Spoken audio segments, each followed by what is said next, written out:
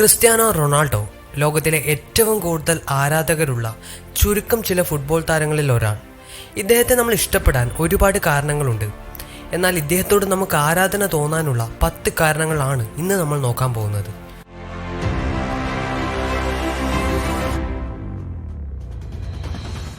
ഒന്ന്, റൊണാൾഡോ ജനിച്ചത് പോർച്ചുഗലിലെ ഫഞ്ചൽ എന്ന് പറയുന്ന ഒരു പ്രദേശത്താണ്.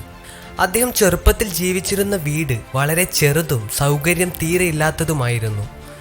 2, അദ്ദേഹത്തിൻ്റെ മുഴുവൻ പേര് Cristiano Ronaldo dos Santos Aveiro എന്നാണ്. അദ്ദേഹത്തിന് ഈ പേര് കിട്ടിയത് അമേരിക്കൻ പ്രസിഡന്റ് ആയിരുന്ന റൊണാൾഡ് റീഗേനിൽ നിന്നായിരുന്നു. കാരണം അദ്ദേഹത്തിൻ്റെ മാതാപിതാക്കൾ ഇദ്ദേഹത്തിൻ്റെ വലിയ ഫാനായിരുന്നു. 3, ചെറുപ്പത്തിൽ ക്രിസ്മസ് ദിവസങ്ങളിൽ എല്ലാവർക്കും സമ്മാനങ്ങൾ ലഭിക്കുമ്പോൾ ക്രിസ്ത്യാനോയ്ക്ക് മാത്രം ഒരു സമ്മാനവും ലഭിക്കാതെ മറ്റുള്ളവർക്ക് കിട്ടുന്ന സമ്മാനങ്ങൾ കണ്ട് സന്തോഷിച്ചിരുന്നു.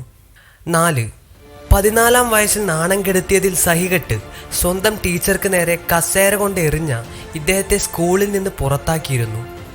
5, വികൃതമായ ഹൃദയമിടിപ്പിൻ്റെ കാരണത്താൽ 15-ാം വയസ്സിൽ ഒരു വലിയ സർജറി ഇദ്ദേഹത്തിന് ചെയ്യേണ്ടി വന്നു. 6, 18-ാമത്തെ വയസ്സിൽ മാഞ്ചസ്റ്റർ യുണൈറ്റഡ് എന്ന ഫുട്ബോൾ ടീമിൻ്റെ കരാറിൽ ഒപ്പുവെച്ച ആദ്യ പോർച്ചുഗീസ് താരമായി ഇദ്ദേഹം മാറി. $15 മില്യൺ ഇദ്ദേഹം കരാറിൽ ഒപ്പിട്ടത്. അത് ഇന്ത്യൻ റുപ്പിയിലേക്ക് കൺവേർട്ട് ചെയ്താൽ 100 കോടിയോളം വരും. 7, അദ്ദേഹത്തിൻ്റെ ഫുട്ബോൾ കരിയറിൽ 5 ഗോൾഡൻ ബോളും 4 യൂറോപ്പ് ഗോൾഡൻ ഷൂ എന്ന ലെജൻഡറി അവാർഡ്സും ഉൾപ്പെടെ കുറേ അവാർഡുകൾ ഇദ്ദേഹം വാരിക്കൂട്ടിയിട്ടുണ്ട്. ലോകത്തിലെ ഏറ്റവും കൂടുതൽ പ്രതിഫലം പറ്റുന്ന ടോപ്പ് 3-ൽ ഒരാളാണ് നമ്മുടെ ക്രിസ്ത്യാനോ റൊണാൾഡോ.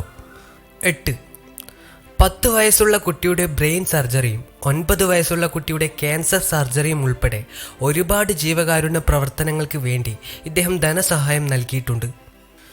9, ഫേസ്ബുക്കിൽ 10 കോടി ലൈക്ക് കിട്ടുന്ന ആദ്യ ഫുട്ബോൾ താരം മാത്രമല്ല, ആദ്യ കായിക താരം കൂടിയാണ് റൊണാൾഡോ. ഇത് മാത്രം പോരെ ഇദ്ദേഹത്തെ കോടിക്കണക്കിന് ആളുകൾ ഇഷ്ടപ്പെടുന്നുണ്ടെന്ന് തെളിയിക്കാൻ. 10, താൻ വാരിക്കൂട്ടിയ ട്രോഫികൾ പ്രദർശിപ്പിക്കാൻ റൊണാൾഡോ സ്വന്തം നാടായ ഫഞ്ചൽ എന്ന പ്രദേശത്ത് ഒരു മ്യൂസിയം തുടങ്ങിയിരുന്നു.